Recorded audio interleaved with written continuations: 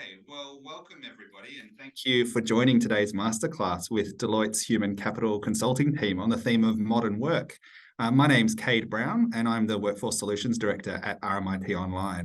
And at RMIT Online, we've got a mission to create a community of lifelong learners successfully navigating the world of work. And we can't achieve that mission without great industry partners that help us to identify the skills that are really needed at the future of work and collaborate with us to co-design and co-deliver learning experiences around those future of work themes. And we're really fortunate to have Deloitte as a long-standing industry partner of ours, collaborating with us on those challenges for a number of years now. The Deloitte Human Capital practice helped us co-design our graduate certificate in workforce transformation, which is a really popular and very sort of future of worky program that we've got in our portfolio of learning experiences. And we're really fortunate to bring to bear the great expertise and insights from that team as they kind of supercharge those experiences for learners to go out and really make a difference in the world of workforce transformation. So we thought it really fitting to invite them to lead a masterclass for us today on this theme of modern work. And on top of their involvement in our new courses, we've also worked closely with Deloitte over the last few years on our annual research reports, where we explore challenges and opportunities ahead of us in the world of work each year. It's a really, really fantastic partnership, and we're really grateful for the Deloitte team to be here today. And similarly, we really love tuning into the insights that Deloitte's Human Capital team releases throughout the calendar year. And the most recent 2023 Human Capital Trends report gave us a number of great insights around what business leaders believe is the right workplace model, and are hoping to see some insights in that masterclass today. So just a little bit of housekeeping before I introduce our panelists. So we'll be taking and answering questions throughout today's masterclass. Obviously, we have some limitations on time, but we'll try our best to get through to them. Please post your questions in the Zoom chat and try to make sure that you post your questions to everyone so that we can see what's coming through in the chat, and we'll do our very best to get to them. And also to let you know that the session will also be recorded today. So we'll email out a link to the recording for everyone that registered. So keep an eye out in your inbox over the next few days or the next week or so if you'd like to rewatch today's session or share it with your network. So with that, I'd like to introduce our panel. Please join me in welcoming Vibi Bangar, who's a director in the Workforce Transformation team at Deloitte, and Janine Siachik, who's a manager in the Workforce Transformation team, who are going to lead us in today's masterclass.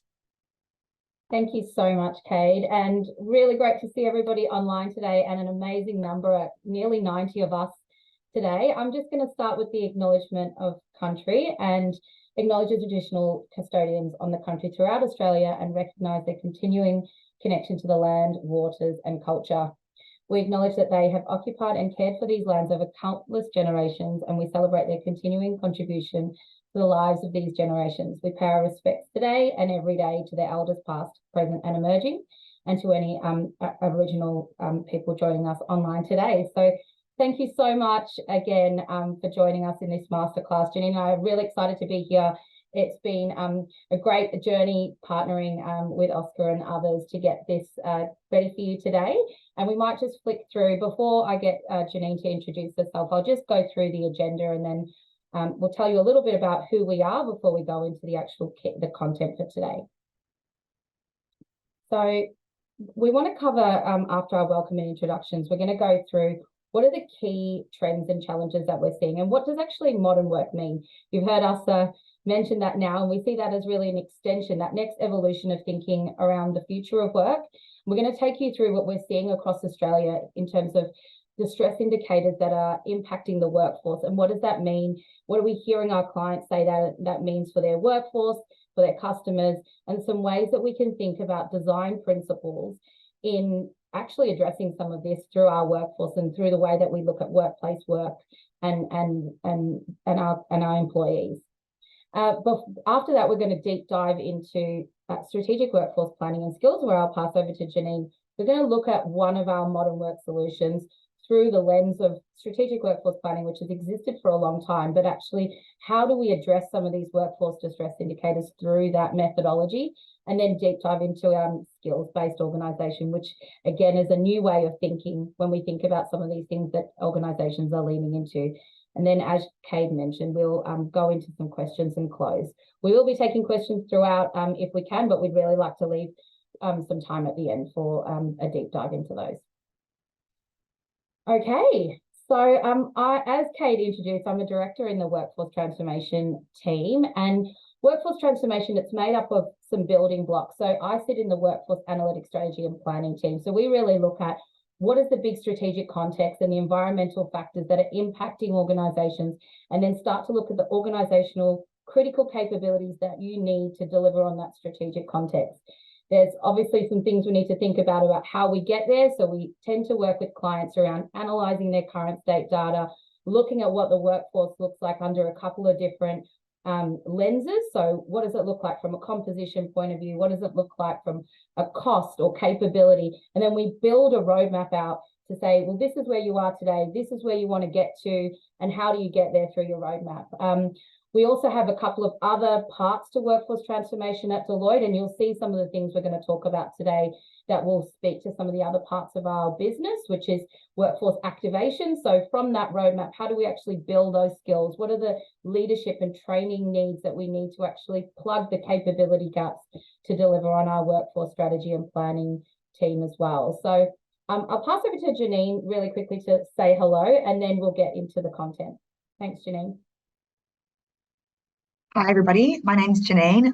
Vippy did a great job of introducing what our team does. I, too, am in the workforce analytics strategy and planning team. And I think the best part about what we do in that team is really helping our clients imagine the potential futures for themselves.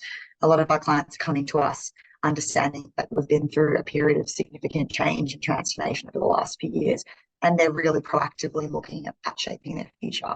So the focus for today's session will be about how we partner with our clients to help them reimagine what's possible and really shake up the status quo. So thanks everyone for joining. Thanks, Janine. So let's get into some of those key trends and challenges that we're hearing about. If we go to the next slide, you'll see here, and I've got to say this list is by no means exhaustive. We know that we're leaning into society, economic, technology, digital, rapid shifts that we've never really seen before. And this melting pot is really showing us that we've got some big changes happening from a workforce point of view. So some statistics that you'll see here is 45% of Gen Zs and millennials are feeling burnt out due to the intensity of their workload. So I will just put, I guess, the disclaimer around this. So Deloitte has done some deep research on academic research and other, drawing on other articles and evidence-based data to pull together some really key things that we are seeing across Australia, across a number of sectors. So this is kind of sector agnostic. We're seeing that executives are, they believe in technology is critical to improving work outcomes. However, only 22% of their workforce actually believe that they're ready for this technological change. We're also seeing that 65% of leaders are feeling pressured by their employees to act on climate change, but only 21% of the organization believe that we're actually ready to act on that. So that kind of no-do gap of knowing they need to do things differently, but not necessarily having the right skills or roadmap to be able to do that. And what could this mean for organizations? So if we pick up on the social inclusion one, which is increased gender diversity in businesses, what that could actually add to Australia's economy, we're actually seeing that the lack of social inclusion can really affect employee retention. This is becoming something that, so diversity, equity, and inclusion is something that is really important to employees today. It's something they're looking for in employers, and it can affect productivity, innovation, and of course, retention, why people would stay. And organizations need to create conditions for equal opportunities and enable diverse thinking to enhance innovation. So one of the things that we do when we're putting together a workforce strategy is a very critical lens for us is to make sure that we are looking at our diversity, equity, inclusion strategic priorities around building that workforce profile that meets those needs. I think if we also look at the leaders feeling pressured to act on the climate change, organizations' reputations, again, we're going back to really getting that attraction mechanism. How do we get the best talent? We need to really deliver on what we know employees are wanting to see today from employers. So really looking at that reputation, having that, I guess, something that can really be an attraction mechanism in the market when we know that there's also a really, there's some skill scarcity and talent scarcity. So we need to be able to call out how are organizations different, especially with new generations. We're seeing this shift. And with the top one, I think we saw a real shift in workload from COVID, with things going hybrid, with work-life balance boundaries really being blurred, with people working from home and laptops being with us all the time. So this, poor mental health and burnout also impacting productivity and retention levels. And how do we look at using technology actually to enable productivity and help us work smarter, not harder? I know there's some questions coming up, but we will take a pause in a moment and answer some of those. So the world of work is changing, and organizations need to address, like we're seeing these trends happening, we're seeing the evidence. As Cade mentioned, Deloitte does a lot of work to go out to organizations and employees. Every year we've got our human capital trends report, and some of this data is informed by thousands and thousands of respondents around what are they seeing from work and workforce challenges. So again, we've got a really common theme here around pursuing technology return on investment. We know we've been on Australia as a society through organizations have been on a really big digital transformation. Some sectors are a couple of years ahead, but others like higher education have been on a really big digital transformation for a number of years now. We're seeing health really kind of embark on that now. And we're seeing that although we're investing in technology and digital transformation, we're not really seeing necessarily the benefits of that. So we actually need to know, how do we build teams that are a combination of digital and human teams? And 61% of executives are now more than ever focused on reimagining that work, not just building the tech next to the people, but actually reimagining what does work look like? How do we redesign work? So we've got people working with and alongside tech. Another similar, statistic here around that workforce flexibility and workplace flexibility, and it's now becoming BAU. Pre-COVID, you might have had 1 day a week work from home if it was something you negotiated. Now we're seeing 41% of employees expected to continue to work from home. And skill scarcity is a big challenge, and I know for most of you working and being within a higher education sector, we know that education is the place where we're looking at employability and the skills that we need for the future. And we know that right now there are occupations in real dire kind of shortage of critical skills, and there's certain sectors that are really needing to address this from a workforce strategy and workforce planning, a really proactive way of making sure that they're getting the right skills into their organizations and retaining those skills. So I think that is the melting pot of it is time for modern work. What does that mean? So our why, so Deloitte saw all of this happening, and we were hearing from our clients that things weren't really changing. We're investing in all of this tech, but the work, people are still saying the work is, the productivity is low, there's a high workload. And this, despite record investment in digitization, productivity growth was sluggish, and employers were finding it very hard to find skilled workers. We know that unrefined hybrid working was giving potentially worker isolation and exacerbating unhealthy prosperity, as well as some of the workload factors that I mentioned earlier. And we're seeing that this is all being confounded by changes in purpose and values, and employees wanting to find more meaning in why they work, where they work, who they work for, and why they're working there. And that we need to really transform work to create intelligent, faster, happier, and more effective workforces. So this is Deloitte's point of view on modern work. And as I mentioned earlier, this is an extension of future of work, because we're seeing some really key drivers, but also some design principles and solutions that are beyond what the future of work point of view brings right now. Thank you.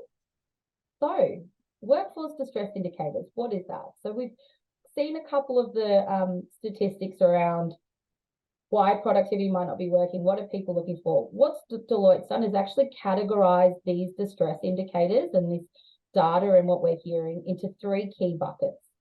The first one being productivity. So despite this record investment, workforce productivity, we're actually not seeing the growth. We're seeing it's remained pretty, stable, if not, very low growth, and that we need to be able to amplify organizational performance, because right now the labor market is the lack of skills in the labor market and the lack of interaction with technology to give those outcomes is impacting workforce productivity.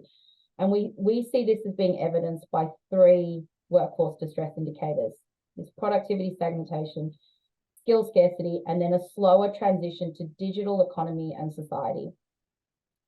Healthy workplace, and I think for a lot of us, we would have seen in the law reform, so the safety law reform, which took place this year, where they've elevated psychosocial safety to the same level as physical safety, that we're seeing this job demands, workload, the role clarity, this being a really key theme in how we actually make a workplace more healthy, more inclusive, and that we need to kind of remove some of these things that we're seeing that are causing injury and illness, and whether that's kind of within the workplace, but also exacerbated by societal changes that are happening outside of the workplace.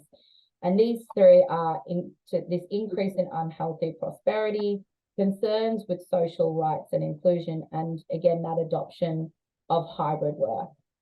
And the last one is sustainable compliance. And this is the legislative and regulatory compliance and risk that has escalated and become a continuous process where organizations need to protect the health, safety, and entitlements of employees. So we've seen this evolving in the way the industrial landscapes and instruments are being renegotiated. What was once important to employees is now kind of off the table. They want to see other things.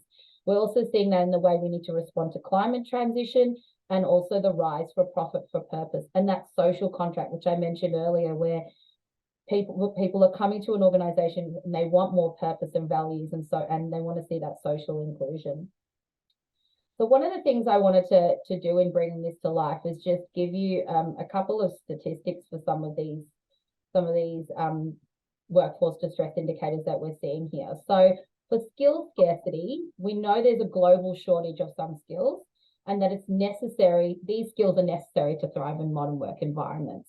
And when we in our recent Australian CEO survey, 90% of those CEOs surveyed said that they are being affected by staffing shortages in 2023. So 90% are saying they are not getting the right skills and the right talent they need to deliver on their strategic priorities or government commitments or otherwise. That's a really high proportion. So we see that as a key thing, and that you'll see when Janine speaks in a moment is a key way that Deloitte is looking at how we can support our clients to actually plug some of those gaps, because we know if it's a global shortage, it's not going to be as easy as just finding people. We actually need to put some other creative activities to grow talent as well. When we look at unhealthy prosperity, so we know that organizations can achieve enhanced reputation for sustainable social change and be more socially responsible and devoting more meaningful effort towards public well-being. So this is that internal, external, and a statistic here which is quite worrying, I guess, is 89% of deaths are associated with only 10 chronic diseases. And how does that play into specifically when we look at sectors like the healthcare sector or education, who are educating and I guess developing the next nurses and doctors for Australia. And lastly, when we think about the evolving industrial landscape, when we last surveyed, 2 out of 3 workers would be prepared to forego a pay rise for more flexibility. So we see how the things that typically in negotiations people would be looking for, they wanted a pay rise. Now we're seeing actually that shift a little bit into wanting other things in and around pay not being an only driver for why people want to join an organization. Thank you. So what does this now mean? So we've got clients who are so we do some surveys and we go out to a wide network around probing when we're seeing some of these happening.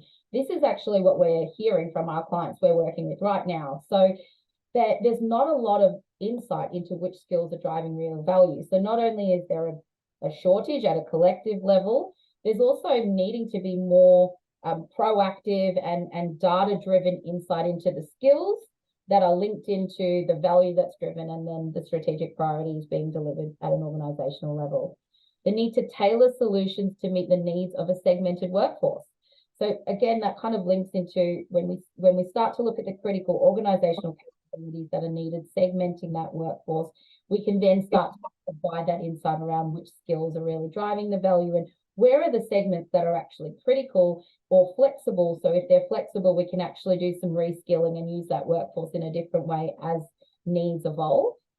rapidly changing skill need and lack of visibility on how to grow or source them. So kind of continues the building blocks of, we need to be able to know where they're changing, and then when we do know how they're changing, how we can use certain parts of the workforce to reskill. Leaders who are not aligned around the workforce issues that matter most to their business, or actually getting leaders to have a common language around what they're solving for, is a really good starting point before we actually start to look at where we need to go. Employees who want greater visibility in career paths and mobility opportunities. So if we know that they want more mobility and career, but we're not actually getting an understanding of who we need to reskill and how, and where organizations will struggle to meet those needs of the employees. Real-time workforce analytics to drive decisions about cost, configuration, or size of the workforce. Again, this will really rely on getting your data right, getting the workforce data, pulling that from your finance and HR systems, and actually doing a really targeted piece of work around getting what does your workforce composition, cost, configuration look like. And then I mentioned earlier where Janine and I sit in that workforce strategy and planning team. That is a key part of our methodology, is really getting this robust view of your current state based on some really robust workforce analytics. And then the last one is really getting that insight into which work or roles could be delivered differently, and using technology as an enabler of that, not really as just something that's kind of sitting on the side. Thanks, Janine. I can see you're kind of responding to a couple of people in the chat as we go through. We're nearly at a little bit of a break before we move into the deep dive around workforce planning and skills-based organisation. Do we want to take a pause here and answer some questions, or we'll just finish up and then Janine will pass over to you? So I mentioned earlier that one of the ways, so we've talked a lot about the challenges. So for us at Deloitte, we need to find ways how to actually use these challenges to think about the way that we can support organizations to solve for them.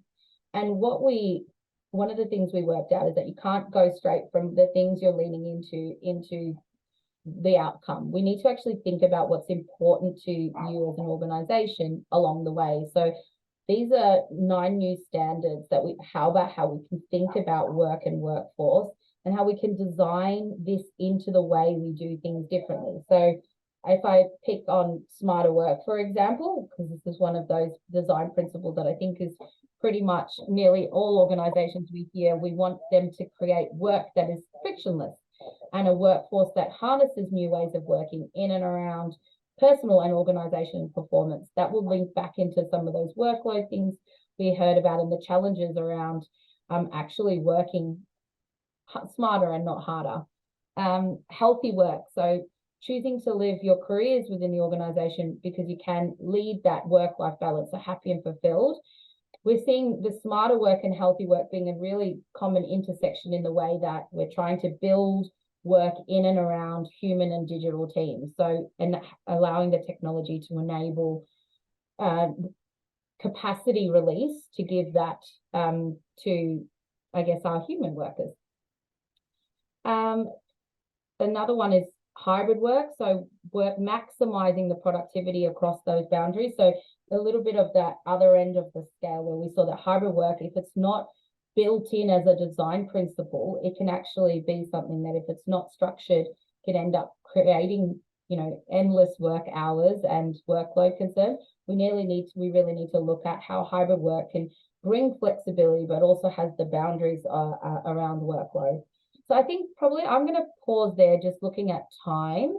Really, the key message for this is, before we go into Janine's section, is we really need to make sure that the things that are important to an organization are brought through as a design lens as we look at solutions around reskilling, redesigning work, bringing in technology, and essentially looking at how the workforce could be redesigned and enabled through a workforce strategy and planning.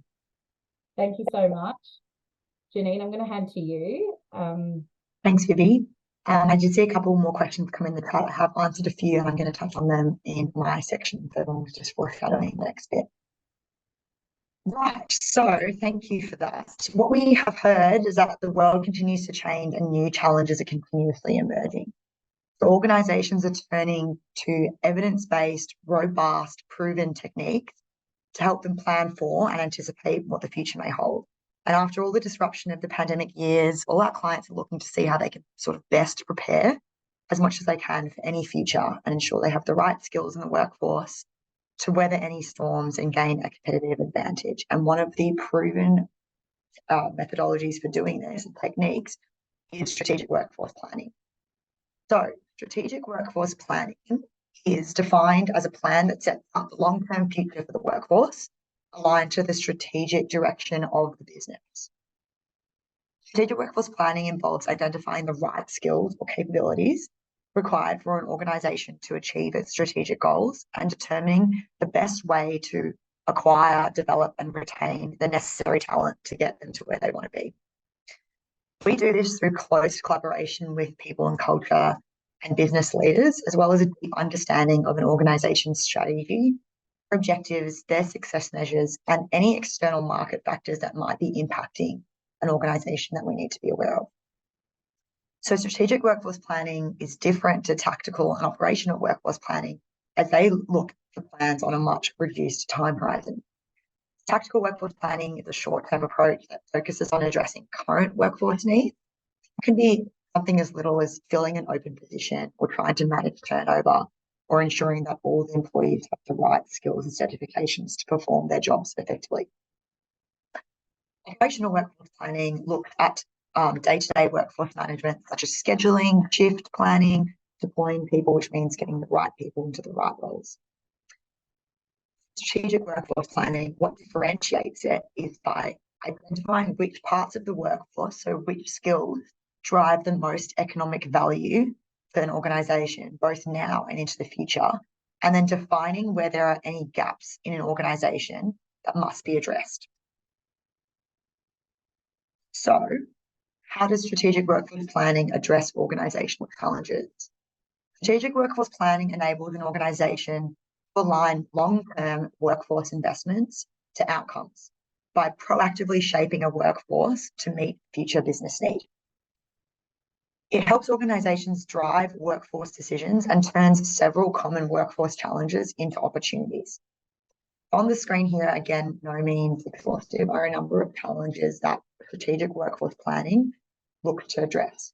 So strategic workforce planning can help take a business who might be experiencing inconsistent definitions and planning assumptions leading to differences in reporting and provide a standardised shared workforce planning process for the whole of business. It can help an organisation transition from decentralised planning and siloed decision-making across different businesses, meaning each business team operates independently of one another, to designing a collaborative shared process facilitating connected enterprise-wide workforce planning decisions. It can also take an organisation from disconnect between direction and decisions to an ability to forecast and predict the impact of changes onto the future workforce as best as one can predict the future. It can also take an organisation from an inability to rapidly assess shifting factors to being able to dynamically scenario plan the impact of change early to help facilitate agility and responsiveness. And lastly, and probably most importantly, it helps an organisation transition from disparate sources of workforce data, which can sometimes be found through a complex ecosystem of legacy technology platforms, to a single integrated source of truth that can underpin all decision-making moving forward. Those are a number of benefits of SWP, but essentially it really helps provide an organisation with a standardised and collaborative approach to workforce planning that integrates data to make evidence-based informed decisions that align a workforce investment with outcome. So where do we leverage modern work across the SWP process? So modern work strategic workforce planning strategy provides an organisation with the ability to better understand the capabilities and capacity to deliver on the strategic objectives, whilst balancing a number of those trends that Vivi discussed, including productivity, social health, well-being. There are a number of steps in this process, and I'm not going to go through all of them in detail because there's quite a bit that underpins. But as Vivi foreshadowed before, what this first starts with is the deep understanding and definition of an organisational strategy, So designing with leaders where they want to be in the future. Then we get a clear understanding of the workforce's current capability profile and defining segments in the workforce which are representative of roles that share similar capabilities, and defining which ones are most critical to achieve the strategic objectives outlined in that first step. Then we begin a really data-driven approach to workforce modelling, looking at drivers of supply and demand and using data to mock up scenarios that represent alternative futures for our clients. And this is all informed by data and research. So that's how we try and get our clients to help prepare for alternative futures, by giving them the data for each of those futures to help design the ultimate strategic goal. Across our strategic workforce planning delivery cycle, modern work perspectives can be leveraged to shape strategy and gain competitive advantage, identify the scarce skills in the market, look externally and apply a number of trends and data points to that strategy, and then shape those scenarios that we can be forecasting with supply and demand. Ultimately, strategic workforce planning helps provide our clients with accurate or as accurate answers as possible to help them answer the most critical questions, which are on the bottom of the slide here. And these are all common questions that our executive stakeholders across all industries are hoping to answer through a strategic workforce plan.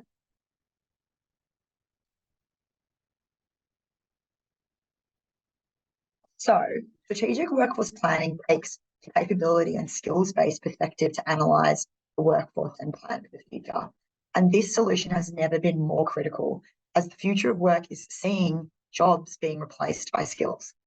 What do I mean by that? So what used to be the most fundamental building block and unit of analysis for any workforce and any organisation was the job. But that is now being replaced by skills-based models to meet demand, for agility, agency, and equity. So what is a skills-based organisation? A skills-based organisation uses skills as the fuel for a wide range of talent and business decisions to accelerate business agility and growth and respond early and accurately to signs of workforce distress.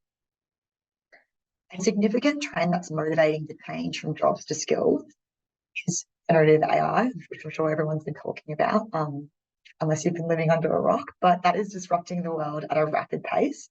So we can expect to see Gen AI embedded all across the business's value chain, with organisations feeling the pressure to respond, explore and expand their AI footprint and build an AI capability across their organisation. This means that the skills of today and the skills of the future are being rapidly changed because of technologies. As such, organisations need to start planning for a shift in skills to work in a world of Gen AI by identifying the opportunities to reskill and redeploy people with the right skills into the right roles. Last slide here before questions. So apologies for eating into our question time. What does a skills-based organisation look like? Well, skills-based organisation is optimised, has optimised their workforce by reskilling people into high priority areas. It experiences enhanced employee experience by unlocking meaningful careers for people based off their skills. It's increased organisational agility and given an organisation the ability to rapidly respond to a changing landscape. A skills-based organisation has also unlocked additional benefits of technology and digital investments to augment and accelerate work.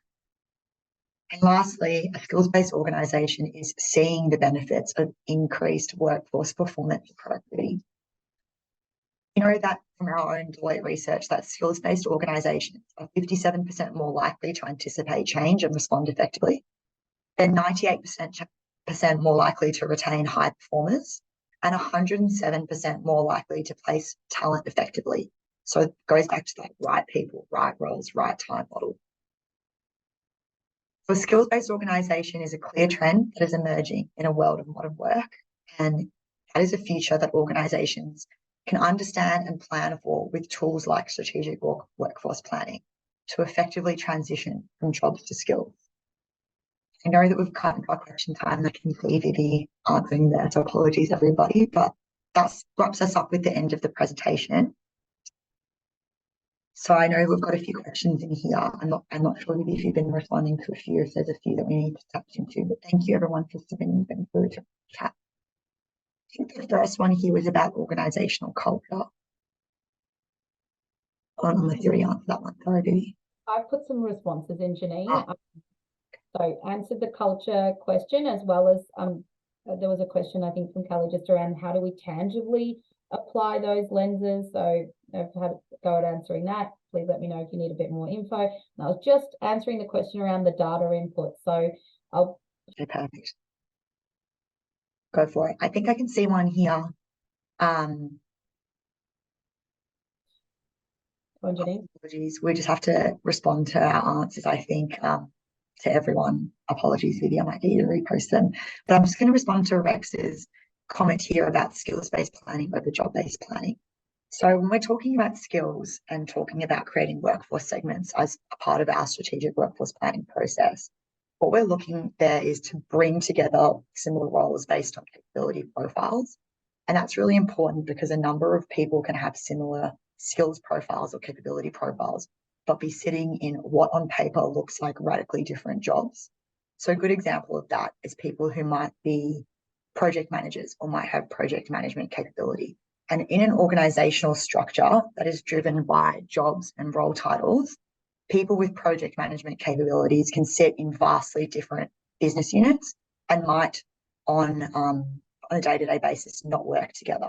But for planning purposes, it's really important to get an understanding of the current state capability profile of an organization and understand that two project managers who might be sitting in two very different teams have the same skills profile. So moving forward, it could be deployed into similar roles or best utilized in roles that would require a similar capability profile. So that is why we use skills-based planning as opposed to jobs-based planning to help organizations understand how they can get the best out of their current workforce and current skills.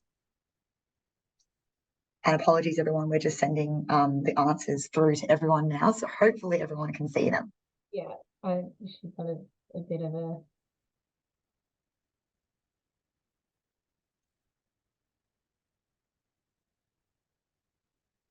Opening up the floor to anyone else who has questions as well. Big ones come through from Maro. Yeah. Read it for a second.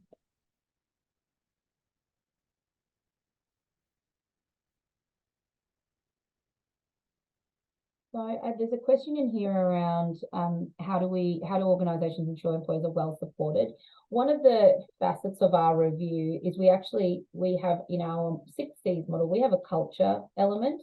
So we always ask about if we can receive any engagement data or any data that it gives us an understanding of the culture of an organization. So we can always have that as a common thread between our recommendations. So in that roadmap where we're talking about how we're going to build that, the cultural understanding of an organization of where they are today, but where they want to go is really fed through the activities. So we do make sure that employees are feeling well supported, but also so we've got a feedback loop that if we're talking about a workforce that wants more mobility opportunities and more upskilling, that if we're putting those in place, we're actually going back and reassessing those in any culture surveys or engagement surveys that the organization is doing. So it then becomes a feedback mechanism to make sure that the strategy interventions are working or not. So that is a key part of our methodology when we're looking at data. I didn't add that to the data one, but definitely any kind of culture data is something that is a key input. We want to get a really holistic view. And for us as human capital consultants, we understand how important culture is, and more so when we were looking at some of the things around retention, we know that people need to feel supported and need to have a voice, and there needs to be a listening strategy that then has an action plan and feeds back into the way that we are responding to people's engagement needs. Any other questions here? I want to come off mute and ask a question.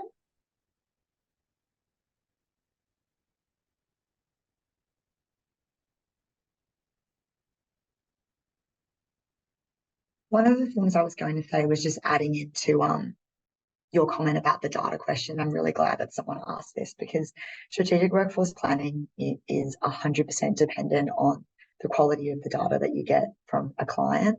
And part of our process here at Deloitte is working really closely with our clients to help them shape the data to help us predict most accurately and most accurately develop strategic workforce plans that are grounded in evidence and trends. So when we're starting any project, we spend a lot of time setting up the workforce data and making sure it's as accurate as possible to help us do our forecasting and scenario planning.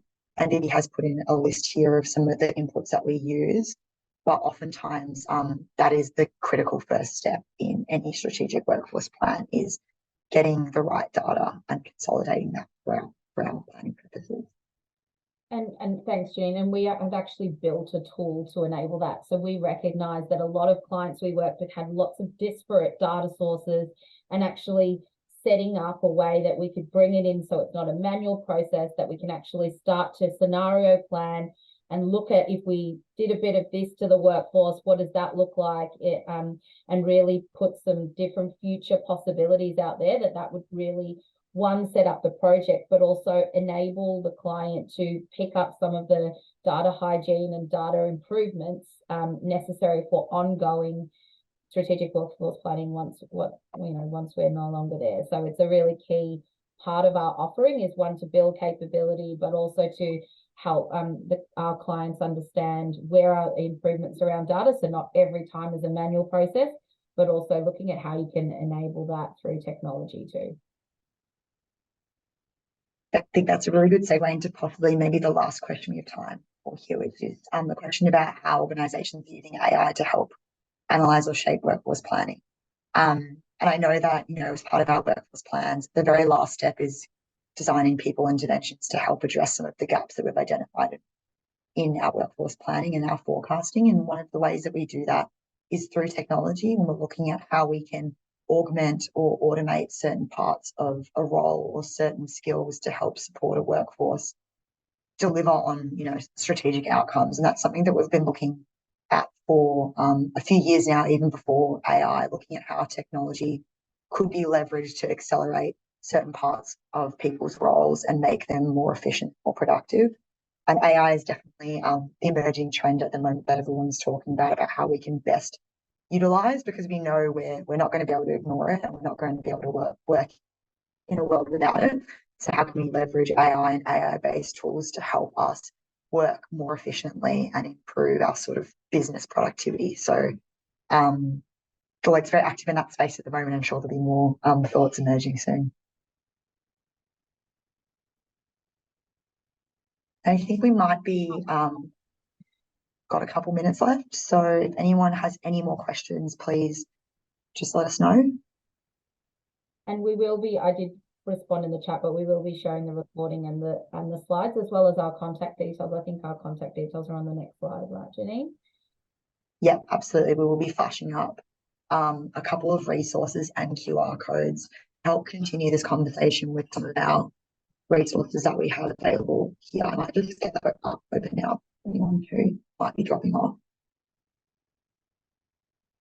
So you'll find throughout these resources here a lot of the statistics and the the evidence around these challenges that we're facing into, and the research that's underpinned the development of our modern work point of view within these. So we'd love for you to download and have a look. And there's our contact details. And I know that I think there was going to be a bit of a plug or call to action around.